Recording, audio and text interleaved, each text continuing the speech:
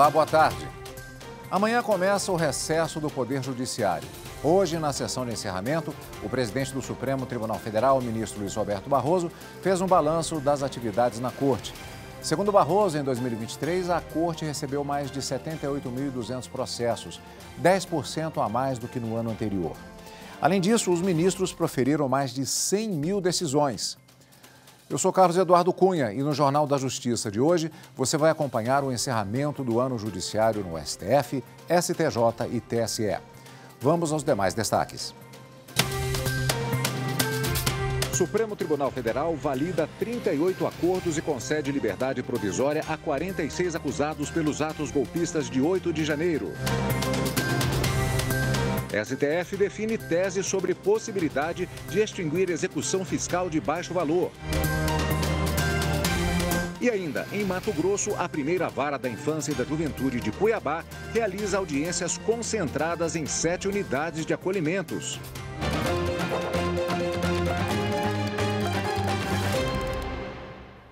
O Supremo Tribunal Federal realizou há pouco sessão de encerramento do ano judiciário. Nós vamos direto conversar com a repórter Evne Araújo, que acompanhou tudo e tem os detalhes para a gente. Boa tarde, Evne.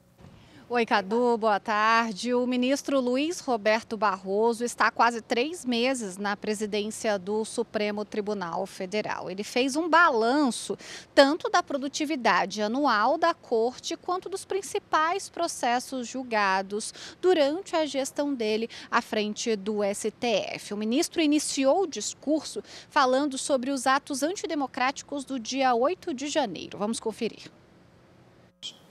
Este ano, tivemos o 8 de janeiro, o dia da infâmia, na feliz expressão da ministra Rosa Weber. Foi uma das páginas mais tristes da história desse tribunal e talvez da história do Brasil, mas, ao mesmo tempo, demonstrou a grande resiliência das instituições e esse mesmo plenário foi reconstruído em tempo recorde de 3 semanas sob a liderança da ministra Rosa Weber, numa prova de que, às vezes, a depredação física não é capaz de atingir a simbologia das instituições, a sua força e a rejeição que a sociedade brasileira teve àquele episódio, na verdade, contribuíram para o fortalecimento das instituições. Em 2023, o Supremo Tribunal Federal recebeu mais de 78 mil processos entre originários e recursais. Houve aumento de 10% em relação ao ano passado. As ações penais do dia 8 de janeiro foram as responsáveis pelo acréscimo, segundo o ministro Barroso. O STF proferiu este ano 101.760 decisões, 17 mil colegiadas e 84 mil monocráticas. Luiz Roberto Barroso explicou o motivo dessas decisões individuais que recentemente foram questionadas pelo Senado Federal. Vamos ouvir. A regra geral aqui é que cautelares em ações diretas, que geralmente envolvem atos dos outros poderes, venham imediatamente a plenário virtual ou físico. Foi isso que nós reiteramos em emenda regimental aprovada ainda sob a presidência da ministra Rosa Weber. Quanto às demais, o padrão desejável é que todas as cautelares que sejam institucionalmente relevantes venham igualmente ao plenário. Quanto ao mais, é preciso que se tenha a consciência da impossibilidade. Com 54 mil recursos extraordinários ou agravos, 7 mil reclamações, 12 mil habeas corpus, sem falar em mandado de segurança e outras classes processuais, seria simplesmente inviável que todas as decisões monocráticas viessem a plenário. Simplesmente não teria como funcionar, é materialmente impossível. O presidente do STF destacou ainda os principais julgamentos realizados pela Corte nos últimos 3 meses, entre eles a demarcação de terras indígenas, o direito à licença-maternidade a gestantes em contrato temporário, a obrigatoriedade do fornecimento de transporte público em dias de eleições e o reconhecimento do estado de coisas inconstitucionais da situação do sistema carcerário brasileiro. Nós reiteramos o estado de coisas inconstitucional no sistema prisional e determinamos ao governo federal que, em 90 dias, elabore um plano para enfrentamento desse problema do excesso de entrada, da má qualidade das vagas e da permanência além do tempo. E já previmos que, apresentado o plano pela União Federal, os estados também terão um prazo de 90 dias para apresentar o seu próprio plano. Considero que esse é um precedente importante no enfrentamento da questão prisional no Brasil. Esse é um problema global, o equacionamento da questão carcerária e do hiperencarceramento, mas acho que nós vamos conseguir avançar nessa matéria. Bom, agora vamos para a sessão deliberativa, porque os ministros do Supremo Tribunal Federal rejeitaram recurso apresentado pela Prefeitura de Pomerode, em Santa Catarina. No caso, estava sendo discutida a possibilidade de a Justiça Estadual extinguir a execução fiscal de baixo valor, pedida pela administração pública. O colegiado acompanhou o entendimento da relatora, ministra Carmen Lúcia, e fixou a tese de repercussão geral. Vamos ver. 1. É legítima a extinção de execução fiscal de baixo valor pela ausência de interesse de agir, tendo em vista o princípio constitucional da eficiência administrativa. 2. O ajuizamento da execução fiscal dependerá de prévia adoção de uma das seguintes providências. A. Tentativa de conciliação ou adoção de solução administrativa. B. Protesto do título, salvo por motivo de eficiência administrativa, comprovando-se a inadequação da medida. 3. O trâmite de ações de execução fiscal não impede os entes federados de pedirem a suspensão do processo para a adoção das medidas previstas no item 2, devendo, neste caso, o juiz ser comunicado do prazo para as providências cabíveis. Esta é a tese, presidente, apenas assinalando, Vossa Excelência também já conversou comigo sobre, que nós estamos abrindo a possibilidade, portanto, aqui, ou acolhendo essa possibilidade que nós entendemos que haveria no ordenamento jurídico, de alguns modelos, alguns caminhos para tentativa de conciliação ou soluções administrativas. Bom, com recesso forense, o Supremo Tribunal Federal passa a trabalhar em sistema de plantão judiciário, ou seja, os prazos processuais ficam suspensos até 31 de janeiro. Caso seja necessário apresentar algum pedido de urgência à Corte, isso deve ser feito de forma exclusiva, de maneira online. Cadu, eu volto com você no estúdio. Obrigado, Evne. Parabéns pela cobertura. E o ministro Alexandre de Moraes, do Supremo Tribunal Federal, validou 38 acordos e concedeu liberdade provisória a 46 acusados pelos atos golpistas de 8 de janeiro. As informações com Rossini Gomes. Os acordos de não persecução penal foram firmados com a Procuradoria-Geral da República e se referem àqueles que estavam nos quartéis e não participaram das invasões aos prédios dos 3 poderes. 66 pessoas seguem presas. Destas, 25 são investigadas por financiamento ou incitação aos atos antidemocráticos. Os presos que tiveram liberdade provisória concedida confessaram os crimes e deverão seguir medidas cautelares, como o uso de tornozeleira eletrônica. Os réus também se comprometeram a prestar 300 horas de serviços à comunidade, a não cometer delitos semelhantes nem serem processados por outro crime e a pagar multa. Além disso, eles terão que participar presencialmente de um curso sobre democracia, Estado de Direito e golpe de Estado. Os acordos ainda precisam ser referendados por um juiz e, se forem integralmente cumpridos, é decretado o fim da possibilidade de punição. A seguir, em Mato Grosso, a primeira vara da infância e da juventude de Cuiabá realiza audiências concentradas em 7 unidades de acolhimentos. As informações em instantes.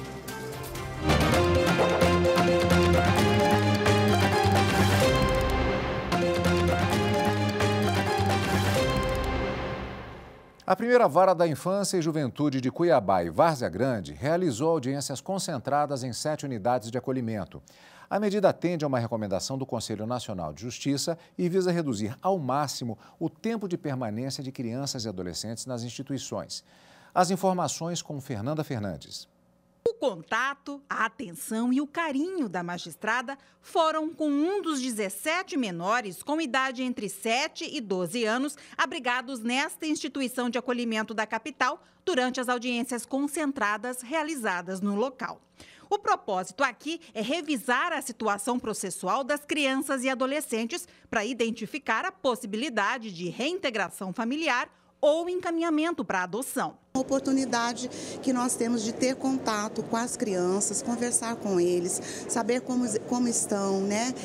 Passar notícias também da sua situação jurídica, do seu processo, quais são as perspectivas de futuro e etc. Além da juíza, participam das audiências representantes do Ministério Público, Defensoria Pública, conselhos tutelares e outros membros da Rede de Proteção à Infância e Juventude. A mesma ação conjunta também está sendo promovida em outras unidades de Cuiabá, abrangendo um total de 97 crianças e adolescentes. A equipe multidisciplinar desempenha um papel fundamental na análise das condições dos acolhidos, contribuindo para a tomada de decisões, que são sempre sensíveis. Serão 17 processos que serão reavaliados pela Justiça da Infância e Juventude para verificar a possibilidade de reintegração da criança na família natural ou extensa e não havendo essa possibilidade para fins de colocação em família substituta mediante adoção. Então, todos serão revisados hoje. Garantir o aprendizado, reduzir a vulnerabilidade social e melhorar a qualidade de vida dos menores acolhidos em casas-lares como essa também são questões que importam ao Judiciário. Por isso, a instituição firmou um termo de cooperação técnica com a Secretaria de Educação de Cuiabá, para que nutricionistas, pedagogos e também educadores físicos trabalhem nesses locais em tempo integral, além da criação de mini-bibliotecas. E tudo isso já a partir do próximo mês. A Secretaria vai ceder 2 pedagogas para trabalhar com as crianças de 2 a 12, uma nutricionista para todas as casas que vai cuidar dos cardápios e também daquelas crianças que necessitam de uma alimentação especial e também 2 educadores físicos que vão fazer não só a parte da educação física em si, mas também a parte de brincadeiras lúdicas, enfim, de lazer. E como forma de agradecimento, os pequenos fizeram uma apresentação musical. Já é hora de acender a chama da vida e fazer a terra inteira feliz. Para detalhar o assunto, conversamos agora ao vivo de forma remota com o juiz da Vara Especializada da Infância e Juventude de Cuiabá e Várzea Grande, no Mato Grosso, Dr. Tiago Abreu, a quem, antes de mais nada, agradeço a presença de forma remota aqui no Jornal da Justiça, primeira edição. Boa tarde, doutor. Boa tarde, Cadu, pessoal da TV Justiça. Para nós é um prazer e uma alegria poder compartilhar um pouquinho da nossa vivência na Vara da Infância aqui no Mato Grosso. Já é possível se fazer um balanço a respeito dos resultados dessas audiências concentradas que foram realizadas? Cadu, nós tivemos a realização dessas audiências concentradas em todas as comarcas e em todas as varas da infância e juventude do Estado. O balanço foi positivo no sentido de que tivemos condições de ter acesso direto com todas as crianças e com todas as gestoras das casas-lares onde elas estão abrigadas. Então, só por esse contato próximo, como a reportagem relatou e como todos os magistrados aqui do Estado fizeram, a gente já aproxima o Poder Judiciário às crianças e às casas-lares. Então, ele já foi positivo por isso. E agora nós estamos fechando o balanço, e esses números provavelmente em janeiro a gente vai ter fechado, da quantidade de crianças que a gente conseguiu devolver para o seu lar de origem ou encaminhar para adoção. Quais as principais dificuldades que foram encontradas nesse processo? Porque são muitas crianças, são muitos locais que têm a necessidade de ter esse encontro direto. Como é que é a avaliação que já pode ser feita com relação especificamente a esses pontos de dificuldade? Nós tivemos êxito em bastante situações que já foram encaminhadas para a devolução da criança para o lar de origem ou para um parente próximo, afim, né? Então já houve, a gente já está recebendo esses resultados das demais unidades aqui do Poder Judiciário, aqui do Estado de Mato Grosso, então a gente já viu resultados positivos nesse sentido. E a grande dificuldade que nós temos de fato, quando a criança vai para a adoção e quando ela já tem uma certa idade aí, acima de 5, 6 anos, para encontrar os candidatos que desejem, né, adotar essas crianças. Aí é que nós temos o maior entrave, a maior dificuldade aqui no Mato Grosso e em todas as comarcas e varas da infância e juventude espalhadas pelo Brasil. Já há uma perspectiva de desenvolvimento de novas políticas, considerando que estamos já entrando a partir de 2024 em um novo período, de aproveitamento dessa experiência para incrementar ainda mais esse sistema já no ano de 2024? Olha, Cadu, o CNJ tem feito um trabalho muito importante nesse sentido, de estar desenvolvendo técnicas, ferramentas, melhorando o nosso sistema de comunicação interna. E nós aqui no Mato Grosso, em especial, eu falo pela minha vara, a Vara da Infância e Juventude de Várzea Grande, nós estamos trabalhando intensamente para que a gente consiga aproximar aquelas famílias que estão cadastradas hoje e aptas para adoção com as crianças. Estamos intensificando essas visitas, estamos dando possibilidade de aproximação das pretendentes com os pretendidos. Então, a gente tem feito esse trabalho intenso e a gente espera colher bons resultados agora em 2024. Há uma palavra-chave que foi utilizada, né, nessas audiências concentradas, que na verdade já faz parte do sistema, que é parcerias. Quais as parcerias que estão sendo desenvolvidas no processo de acompanhamento da situação das crianças? Hoje nós temos parceria com o município, especialmente com o município, que tem dado o suporte à estrutura dessas casas, né? Temos parceria com o empresariado da cidade, temos parceria com o Ministério Público e Defensoria, que dão também dão um suporte, um atendimento mais próximo. E a gente tem feito, né, campanhas para melhorar as condições do abrigamento dessas crianças, né? Isso tem sido uma constante. Então, essas parcerias com a sociedade, com o poder público, o executivo municipal e com as demais entidades envolvidas, no caso, Ministério Público e Defensoria, a gente tem conseguido satisfatoriamente atender as demandas da infância e juventude, aqui em especial falando de Várzea Grande. O doutor citou um ponto muito específico que ele vai além, inclusive, das audiências concentradas, que é a questão da idade das crianças para adoção. A dificuldade, que na verdade é nacional, não sei fazer nenhuma referência em relação a outros países, crianças acima de 5, 6 anos, elas têm uma dificuldade maior em encontrar um novo lar. E, na sua experiência, a expectativa é no sentido de se fazer uma mudança cultural? São campanhas de esclarecimento? Como estão as expectativas com relação a esse ponto que é tão importante também em relação às adoções? Cadu, é especial e importante a gente enfatizar esse detalhe, né? Nós não temos, infelizmente, no Brasil ainda, uma cultura da adoção. Se a gente for ver, nós temos muitos casais hoje, que não têm filho ou que estão, às vezes, adotando, entre aspas, cachorro, pets. E nós não estamos vendo, ainda nós não temos, então, uma cultura impregnada na sociedade da valorização e da importância que é esse ato de adotar. Então, eu creio que isso é um movimento que a Vara da Infância e Juventude faz.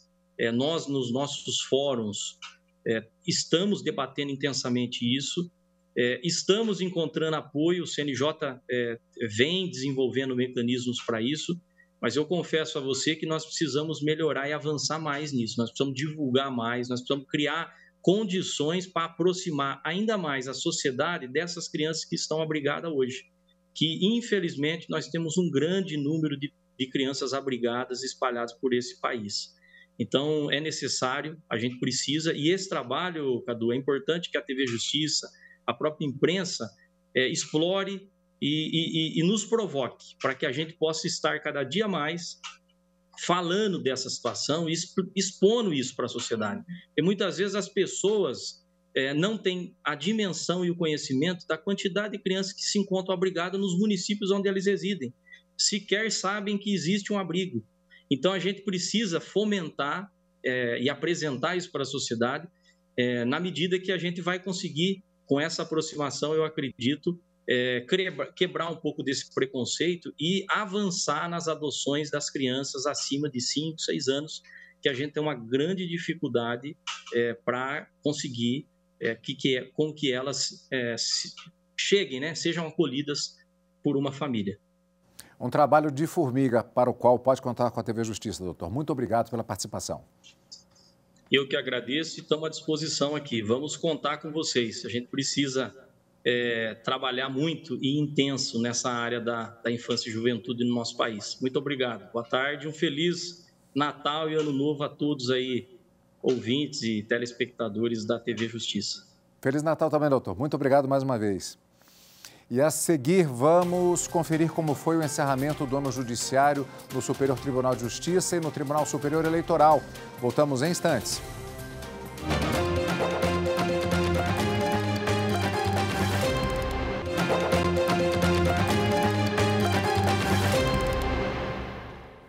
A sessão da Corte Especial marcou o encerramento do ano judiciário de 2023 no Superior Tribunal de Justiça. Informações com Marina Campos. A presidente do STJ, ministra Maria Tereza de Assis Moura, fez um balanço do desempenho do STJ em relação ao número de processos recebidos e julgados durante o ano de 2023. Ao todo, até o dia 18 de dezembro, o STJ recebeu quase 458 mil processos, o que representa um aumento de 10% em relação ao ano passado. Foram julgados 426.500 processos. Atualmente, mais de 318 mil processos estão em tramitação nas diversas unidades da Corte. Em relação ao cumprimento de metas nacionais estabelecidas pelo Conselho Nacional de Justiça, em 3 categorias o STJ alcançou destaque.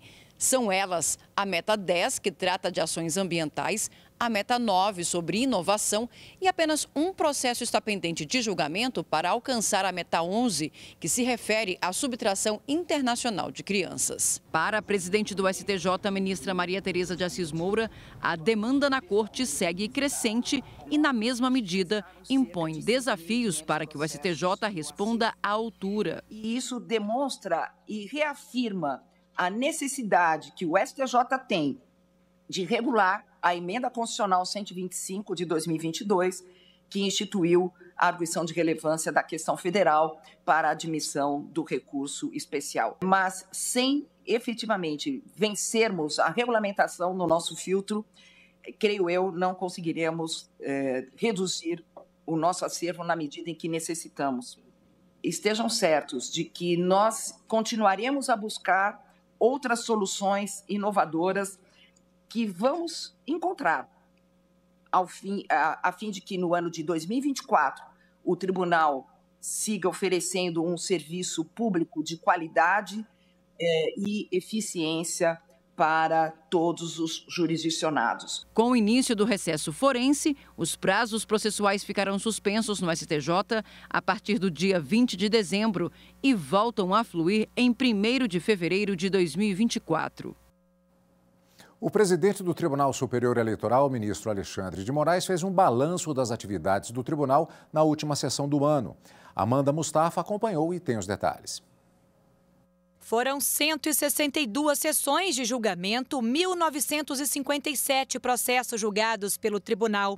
Segundo o ministro Alexandre de Moraes, mesmo esse não sendo um ano eleitoral, o TSE trabalhou para julgar processos remanescentes da disputa do ano passado, como ações de investigação que envolvem candidatos à presidência da República e ainda que irão balizar as eleições de 2024. Fixamos já o caminho, as teses a serem seguidas nas eleições de 2024 em relação a abuso de poder econômico, em relação abuso de poder político, em relação à utilização de prédios públicos, sinais da República, em relação à utilização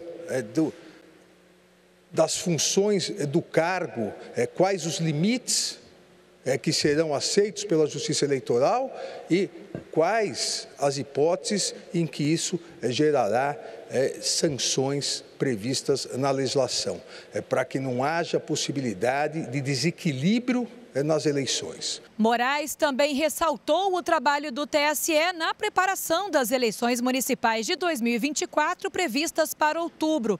O ministro falou que o teste público de segurança da urna contou com a participação de especialistas de todo o país para validar a segurança dos equipamentos e sobre a abertura do código-fonte para a inspeção realizada por entidades fiscalizadoras. Continua aberto o código-fonte para inspeção por parte de todas as entidades fiscalizadoras, todos os partidos políticos, todos aqueles que pretendam analisar o código-fonte.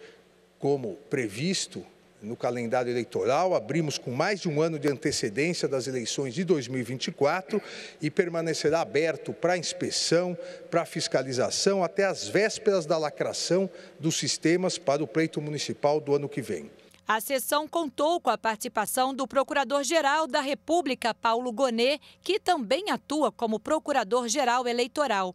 A vice-presidente do TSE, ministra Carmen Lúcia, que em junho de 2024 irá assumir a presidência do tribunal, participou de forma virtual e parabenizou o trabalho do TSE esse ano. Não tem sido tempos fáceis os que vivemos. Começamos este ano com eventos tempestuosos, gravíssimos, infamantes, como foi o 8 de janeiro.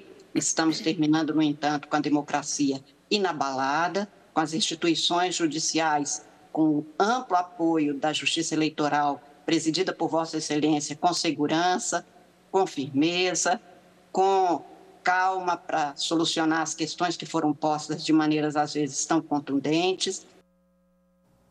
Jornal da Justiça fica por aqui. Obrigado pela companhia e até amanhã. Tchau.